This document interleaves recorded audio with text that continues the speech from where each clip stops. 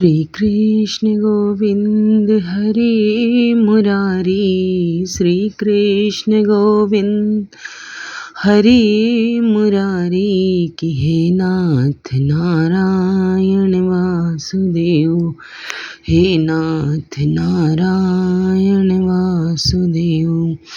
पितुमात स्वामी सखा हमारे, पितुमात्र स्वामी सखा हमारे, कि हे नाथ नारायण वासुदेव। तो बैसाख मास महात्म्य का कथा अध्याय 28 सुनाने से पहले आइए आपको सुनाते हैं भक्त सदन कसाई की कथा। कैसे मांस बेचते बेचते मिल गए भगवान जगन्नाथ।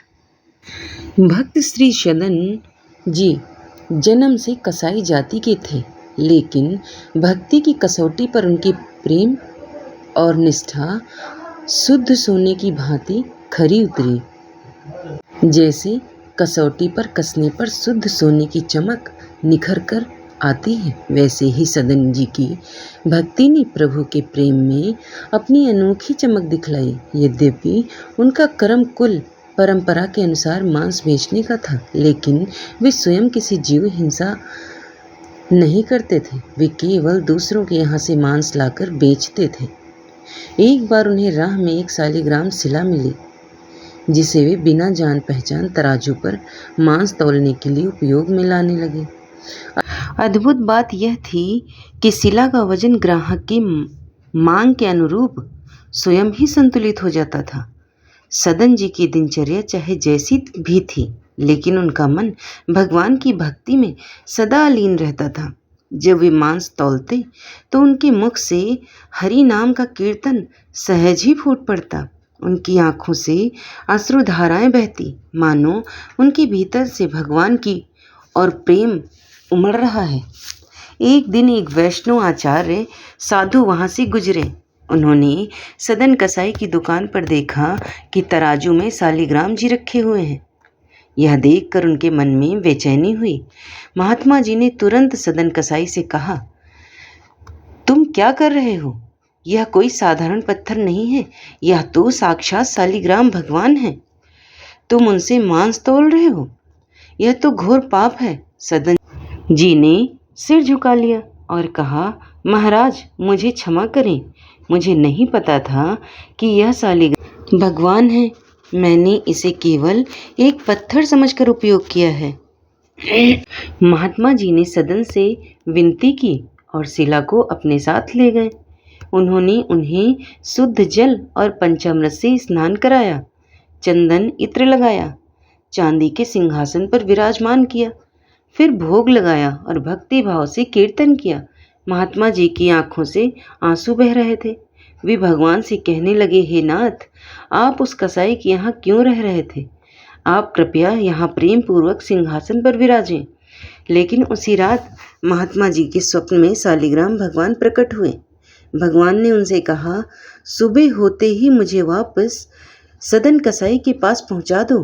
महात्मा जी ने हैरानी से पूछा, प्रभु, वह व्यक्ति मांस बेचता है, वह आपको तराजू में रखता है, वह स्थान अपवित्र है, आप वहाँ क्यों जाना चाहते हैं?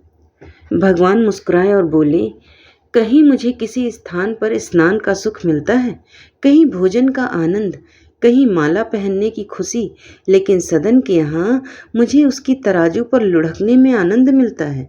जब वह मांस तौलते हुए कीर्तन करता है तो मुझे अपार आनंद मिलता है। उसकी सरलता, भक्ति मुझे अत्यंत प्रिय है। मुझे उसके पास ले जाओ। सुबह होते ही महात्मा जी ने भगवान की आज्ञा का पालन किया और शालिग्राम जी को लेकर सदन के पास पहुँचे। उन्होंने सदन जी से कहा, मैंने बहुत बड़ा अपराध किया है, जो श्री शालिग्राम भगवान को आपसे मांग कर ले गया। ठाकुर जी ने स्वयं स्वप्न में मुझे आदेश दिया है कि उन्हें तुम्हारे पास ही रहना है। अब आप इन्हें ले लीजिए और जो चाहे कीजिए, चाहे इनसे मांस तौलिए या पूजा करिए। यह सुनते ही सदन जी के हाथ पैर कांपने लगे, उनकी आंखों से आंसू बहने लगे। उन्होंने शालिग्राम भगवान को प्रेम पूर्वक हृदय से लगा लिया। सदन जी ने मन ही मन सोचा, मैं इतना पवित्र, इतना पापी, और यह ठाकुर जी साक्षात भगवान मुझसे मिलने के लिए व्याकुल हैं। क्या मैं इनके लिए इतना भी नहीं कर सकता कि मैं यह दूषित काम छोड़ दूं? उसी क्षण सदन जी ने कुलाचार के अनुसार मांस बेचने का काम भी छोड़ दिया। उनके हृदय में प्रभु श्री जगन्नाथ जी के दर्शन की तीव्र इच्छा जाग उठी। उन्होंने सोचा, ज़्यादा से ज़्यादा क्या होगा, भोजन नहीं मिलेगा, धन नहीं कमाऊंगा, लेकिन इससे बड़ा धन और क्या होगा कि ठाकुर जी मेरे लिए इतने प्रेम से व्याकुल हैं। अब मैं अपने जीवन का हर क्षण ठाकुर जी के चरणों में अर्पित करूंगा। अपने घर परिवार, कुल कुटुंब और संसार के समस्त बंधनों को त्याग कर सदन जी भगवान श्री जगन्नाथ के दर्शन हेतु पुरी धाम के लिए निकल पड़े। सदन कसाई जब तीर्थ यात्रा के मार्ग पर आगे बढ़ रहे थे तो उन्होंने देखा कि वैष्णव की टोलियां नाचते गाते कीर्तन करती हुई श्री धाम की ओर बढ़ रही हैं। वे भी उन्हीं के साथ चलने लगे। लेकिन जब उन लोगों को यह पता चला कि सदन जी जाति से कसाई हैं तो वे उनसे दूरी बनाने लगे और घृणा करने लगे। यह देखकर सदन कसाई स्वयं ही उनका संग छोड़कर दूर दूर चलने लगे। आगे रास्ते में एक गांव आया।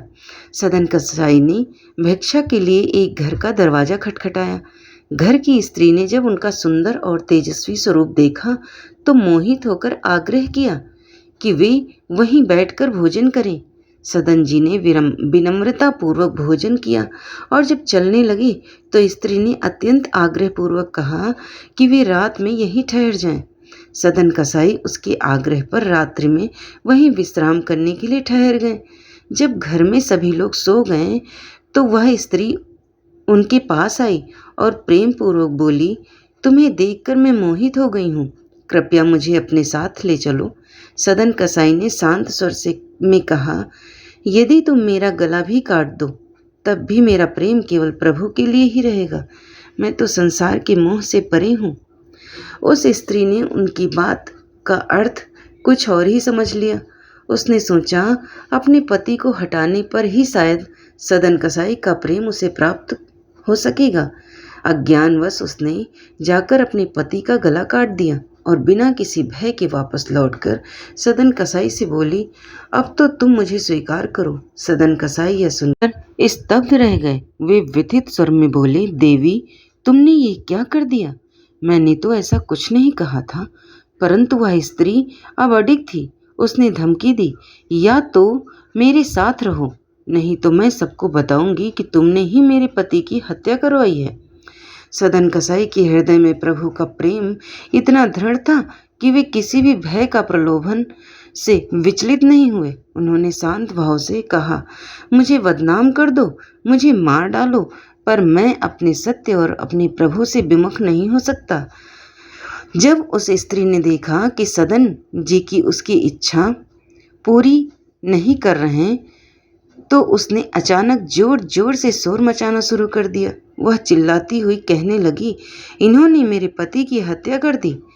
उसके शोरगुल से गांव के लोग इकट्ठे हो गए और सदन कसाई पर आरोप लगाते हुए उन्हें राजा के सामने प्रस्तुत किया।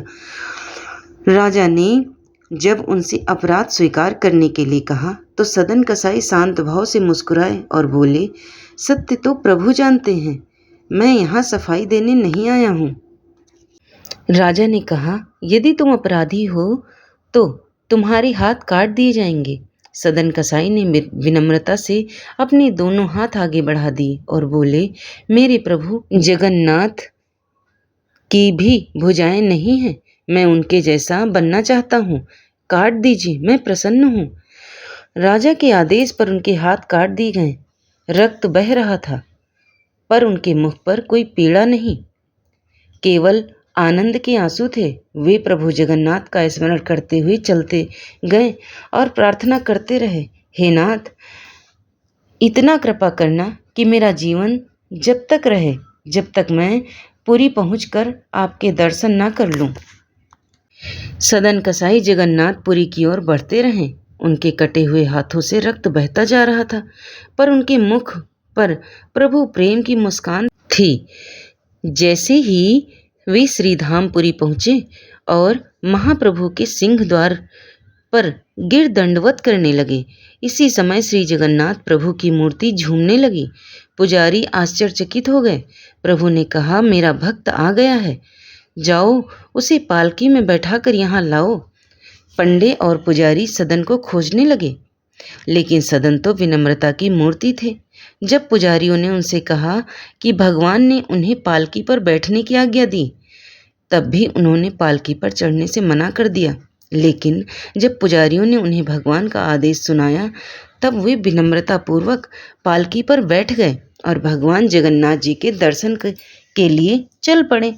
जैसे ही उन्होंने जगन्नाथ जी के दर्शन किया और साष्टांग दंडवत प्रणाम किया, उनके हृदय में यह पीड़ा हुई कि उनके हाथ नहीं हैं जिससे वे भुजाएं फैलाकर प्रणाम कर सकें। उनके आंसू छलक पड़े। उन्होंने प्रभु से कहा, हे नाथ, मेरे हाथ होते तो मैं भी आपको दंडवत करता। उसी क्षण प्रभु जगन्नाथ की कृपा से उनके कटे हुए हाथ पुनः प्रकट हो गए। सदन कसाई प्रभु के चरणों में गिरकर रोने लगे। भगवान जगन्नाथ जी ने प्रेम पूर्वक कहा, सदन, तुमने अपने आप को भक्ति की कसौटी पर खरा सिद्ध किया है। तुम्हारा विश्वास और प्रेम अमिट है। अब तुम संसार में भक्ति का प्रचार करो। सदन कसाई का जन्म उनके पूर्व जन्म के कर्मों का परिणाम था। पूर्व जन्म में वे एक काशीवासी कर्मकांडी ज्ञानी एवं भक्त ब्राह्मण थे। उनके जीवन का आधार सत्य, धर्म और वेदों का अध्ययन था। लेकिन एक घटना ने उनके भाग्य की दिशा बदल दी। एक दिन एक गाय कसाई के घर से भागती हुई ब्राह्मण के समीप से गुजरी। उसके पीछे पीछे कसाई उसे खोजता हुआ ब्राह्मण के पास पहुंचा और ब्राह्मण से पूछा, पंडित जी, क्या आपने इस गली में कोई गाय जाती हुई देखी है? उस समय ब्राह्मण मौन थे, लेकिन हाथ के इशारे से गाय की दिशा बता दी। कसाई ने उसी ओर जाकर गाय को पकड़ लिया और उसका वध कर दिया। यह घटना गौहत्या में अप्रत्यक्ष रूप से भागीदार बनने का दोष बन गई। इस अपराध दंड का ब्राह्मण को अगले जन्म में भोगना पड़ा। उनके इस कर्म के कारण ही उन्हें कसाई के घर जन्म लेना पड़ा। कालांतर में वही गाय अगले जन्म में एक स्त्री बनी और वह कसाई उसका पति। उसी स्त्री के माध्यम से सदना कसाई के हाथ काटे गए। इस दंड के परिणाम स्वरूप सदना के पूर्व जन्म के समस्त पापों का नाश हो गया। और इसीलिए मनुष्य को अच्छे कर्म करना चाहिए, क्योंकि कर्म पीछा नहीं छोड़ते हैं। तो यह थी प्रभु जगन्नाथ जी की कथा। और आइए अब सुनाते हैं वैशाख मास महात्म्य का अध्याय 28। नारद जी कहते हैं, अम्बरीश, यह उत्तम उपाख्यान मैंने तुम्हें सुनाया है, जो कि सब पापों का नाशक तथा संपूर्ण संपत्तियों को देने वाला है। इससे मनुष्य भुक्ति, मुक्ति, ज्ञान एवं मोक्ष पाता है। नारद जी का यह वचन सुनकर महायशस्वी राजा अम्बरीश मन ही मन बहुत प्रसन्न हुए। उन्होंने बाह्य जगत के व्यापार से निवृत्त होकर मुनि को साष्टांग प्रणाम किया और अपनी संपूर्ण वैभव से उनकी पूजा की। तत्पश्चात उनसे विदा लेकर देवऋषि नारद जी दूसरे लोक में चले गए, क्योंकि दक्ष प्रजापति के शाप से वे एक स्थान पर नहीं ठहर सके। राजर्षि अम्बरीश भी नारद जी के बताए हुए सब धर्मों का अनुष्ठान करके निर्गुण परम ब्रह्म परमात्मा में विलीन हो गए। जो इस पाप नाशक एवं पुण्यवर्धक उपाख्यानों को सुनता अथवा पढ़ता है, वह परम गति को प्राप्त होता है। जिनके घर में यह लिखी हुई पुस्तक रहती है, उनके हाथों में मुक्ति आ जाती है। फिर जो सदा इनके श्रवण में मन लगाते हैं, उनके लिए तो कहना ही क्या। तो महत्तम यहीं पर समाप्त होता है। और आइए अब सुनते हैं पापनाशक सूत्र। सर्वव्यापी विष्णु को सदा नमस्कार है। श्री हरि विष्णु को नमस्कार है। मैं अपने चित्त में स्थित सर्वव्यापी अहंकार शून्य श्री हरि को नमस्कार करता हूँ। मैं अपने मानस में विराजमान अव्यक्त अनंत और अपराजित परमेश्वर को नमस्कार करता हूँ। सबके पूजनीय जन्म और मरण से रहित प्रभावशाली श्री विष्णु को नमस्कार है। विष्णु मेरी बुद्धि में विराजमान है, विष्णु मेरे अहंकार में प्रतिष्ठित और विष्णु मुझ में भी स्थित है। श्री विष्णु ही चराचर प्राणियों के कर्मों के रूप में स्थित हैं। उनके चिंतन से मेरे पाप का विनाश हो, जो ध्यान करने पर पापों का हरण करते हैं और भावना करने से स्वप्न में दर्शन देते हैं। इंद्र के अनुज शरणागत जनों का दुख दूर करने वाले उन पापाहारी श्री विष्णु को मैं नमस्कार करता हूँ। मैं इस निराधार जगत में अंधकार धार में डूबते हुए को हाथ का सहारा देने वाले परात्पर स्वरूप श्री विष्णु के सन्मुख प्रणता होती हूँ। सर्वेश्वर प्रभु कमल नयन परमात्मन ऋषिकेश आपको नमस्कार है। इंद्रियों के स्वामी श्री विष्णु आपको नमस्कार है। नरसिंह आनंद स्वरूप गोविंद समस्त भूत प्राणियों की सृष्टि करने वाले केशव, मेरे द्वारा जो दुर्वचन कहा गया हो अथवा पाप पूर्ण चिंतन किया गया हो, मेरे उस पाप का प्रशमन कीजिए। आपको नमस्कार है केशव। अपने मन के वश में रह होकर मैंने जो करने योग्य ना करने योग्य अत्यंत उग्र पापपूर्ण चिंतन किया है, उसे शांत कीजिए। परमार्थ परायण ब्राह्मण प्रिय गोविंद, अपनी मर्यादा से कभी च्युत न होने वाले जगन्नाथ, जगत का भरण पोषण करने वाले देवीश्वर, मेरे पाप का विनाश कीजिए। मैंने माध्याह्न, अपराह्न काल, सायंकाल एवं रात्रि के समय जानते हुए अथवा अनजाने में शरीर, मन और वाणी के द्वारा जो पाप किया हो, पुंडरीकाक्ष, ऋषिकेश, माधव, आपके इन तीनों नामों के उच्चारण से मेरे वे सारे पाप क्षीण हो जाएं। कमल नयन लक्ष्मीपते, इंद्रियों के स्वामी माधव, आज आप मेरे शरीर एवं वाणी द्वारा किए हुए पाप का हनन कीजिए। आज मैंने खाते, सोते, खड़े, चलते अथवा जागते हुए मन, वाणी और शरीर से जो भी नीच योनि का नरक की प्राप्ति कराने वाला सूक्ष्म अथवा स्थूल पाप किया हो, भगवान वासुदेव के नामोच्चारण से वह सब विनष्ट हो जाए।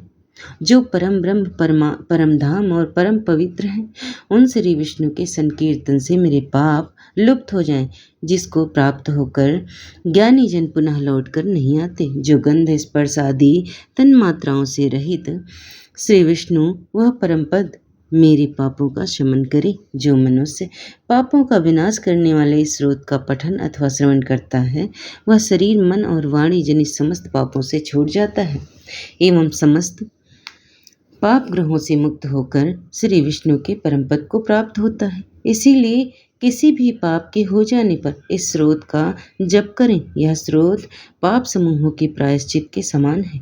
कृच्छ आदि कृत करने वाले के लिए भी यह श्रेष्ठ है। स्रोत जप और व्रत रूप प्रायश्चित से संपूर्ण पाप नष्ट हो जाते हैं। इसलिए भोग और मोक्ष की सिद्धि के लिए इनका अनुष्ठान जरूर करना चाहिए।